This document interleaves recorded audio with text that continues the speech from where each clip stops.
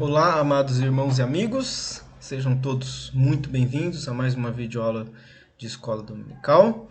Me chamo Luciano e nós vamos então prosseguir no nosso assunto Escatologia, a doutrina das últimas coisas. Na aula passada nós entramos aí na observação das diversas teorias, na verdade 4 teorias, que existem acerca do momento em que ocorrerá o arrebatamento. A primeira coisa que nós vimos, então, é que o arrebatamento da igreja ele é iminente. Portanto, o dia e a hora ninguém sabe, somente Deus, o Pai. Então, será um evento que está para acontecer e ninguém sabe, ninguém consegue calcular o dia e a hora, ninguém consegue saber quando exatamente acontecerá. O que sabemos é que de fato vai acontecer. A promessa do Senhor Jesus, do Senhor nosso Deus, de que virá para arrebatar a sua igreja, mas não nos revelou nem o dia nem a hora. Ao longo da história, outra coisa que nós vimos, que ao longo da história muitos tentaram aí marcar uma data, marcar um dia então para o acontecimento do arrebatamento. E essas pessoas, essas previsões todas fracassaram. Ninguém conseguiu acertar em todas as vezes que se prepararam, dizendo que Jesus iria voltar naquele dia para arrebatar a igreja, não se confirmou. O que nós temos então de estudos em relação ao momento do arrebatamento é um estudo em relação ao período tribulacional. Nós vamos ter aí 3 teorias sobre o arrebatamento da igreja, que é o pré-tribulacionista, o mesotribulacionista e pós-tribulacionista. E temos também, existe ainda mais uma teoria parcialista, ou teoria do arrebatamento parcial, que argumenta sobre os cristãos dignos de serem arrebatados. Então temos aí 3 teorias que tentam aí, definir o arrebatamento em relação ao período tribulacional, e uma teoria que não se preocupa muito com essa questão, apenas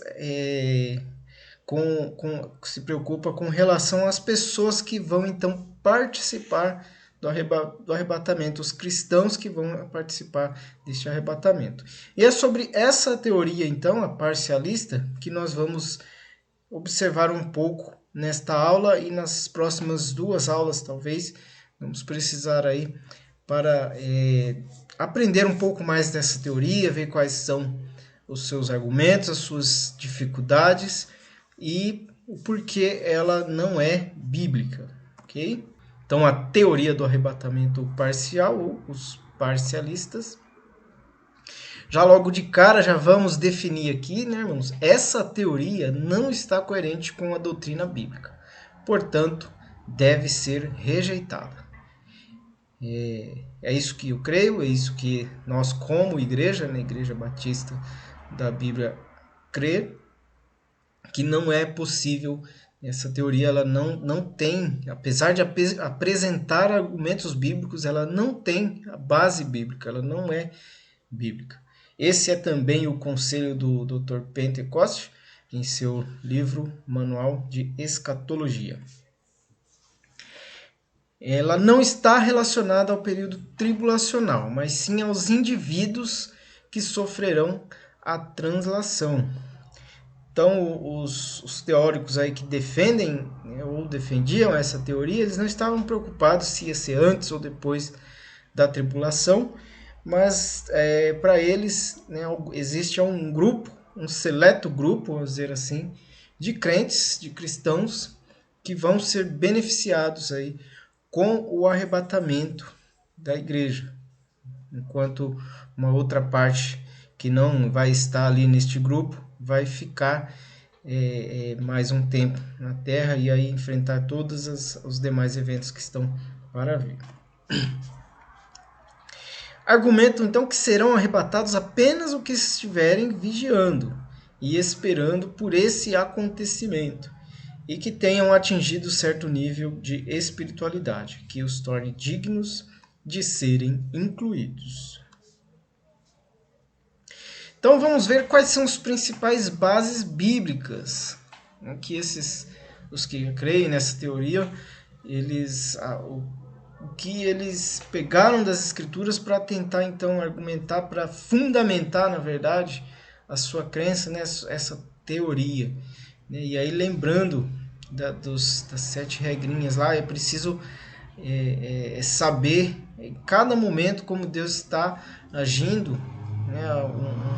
Uma interpretação que considera aí algumas questões das dispensações, né? Onde Deus trabalha ali cada momento dentro do seu plano.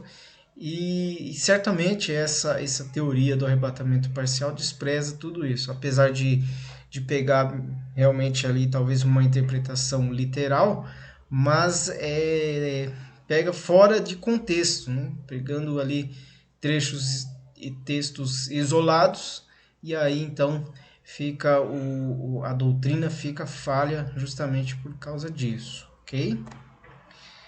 Então o primeiro trecho aqui que gostaria de colocar é assim, eles creem que uma conclusão clara de Lucas 21, de 34 a 36, é que os crentes que não vigiarem não vão escapar de todas estas coisas que têm de suceder.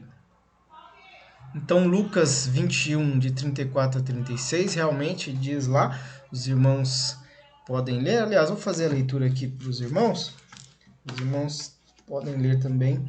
Diz assim: e olhai por vós, não aconteça que os vossos corações se carreguem de glutonaria, de embriaguez e dos cuidados da vida, e venha sobre vós de improviso aquele dia, porque virá como um laço sobre todos os que habitam na face de toda a terra.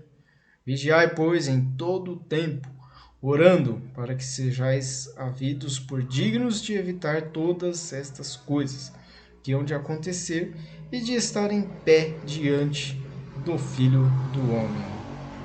Então esse é o principal texto que utiliza-se, né, para argumentar essa teoria, mas realmente a gente entende que está fora do contexto. Nós não vamos ver nesta aula estou apenas iniciando, apresentando, né, uma introdução a esta teoria, e na próxima aula então a gente vai ver as dificuldades, os erros, as falhas dessa teoria, ok? Eles também extraem ali de Filipenses 3:20, Tito 2:13, 2 Timóteo 4:8 e Hebreus 9:28, o conceito de que somente serão levados os que aguardarem e amarem a sua vinda. E quando eu estava aqui, então, olhando, né, observando os argumentos desta doutrina, me lembrei de um hino que a gente cantava, que é Maranata, né? Ele dizia: Cristo vem me buscar. Em uma das estrofes, alguns irmãos questionaram porque ela realmente era problemática. Dizia assim: Cristo manda atento estar, vigiar e sempre orar, para o toque da trombeta escutar. Então havia realmente uma dificuldade, porque dá, né, realmente a entender de que tinha que estar atento, vigiando, orando, senão ia perder o momento, né? Ia perder o toque da trombeta e talvez não iria participar ali do arrebatamento da igreja. Realmente uma falha doutrinária aí. É claro que temos que estar sempre vigiando, o cristão, né? Sempre tem que estar vigiando e orando para não cair, né, em tentação, para não dar lugar à carne e desagradar o nosso Senhor. Mas uma vez que o Senhor Jesus Cristo nos salvou, certamente a sua obra foi completa. E certamente, por ocasião do arrebatamento, não vai ter como ter essa divisão aqui, onde se diz que apenas alguns, né, fizeram jus ou se tiveram por dignos, por talvez seus próprios esforços, de participarem deste evento. Então, encerramos por aqui. Tem bastante coisa, não dá para jogar tudo numa aula, ia ficar um vídeo muito longo. Nós vamos ter mais 2 aulas. Então, a próxima aula eu quero tratar um pouquinho sobre as dificuldades doutrinárias da teoria do arrebatamento parcial, onde nós vamos então ver com mais clareza esses textos, ver aonde foi que está ali o erro, a falha, e assim vamos então desmistificar aí todas as dúvidas a respeito dessa teoria e realmente provar biblicamente que ela não é coerente com as Escrituras. Tá bom? Que o Senhor Deus nos abençoe, tenham todos um ótimo dia. E lembre-se, se você não está ainda preparado para a vinda do Senhor, né, ou para morar com o Senhor, entregue sua vida a Jesus. Creia nele como seu único e suficiente Salvador. Amém? Que o Senhor Deus nos abençoe.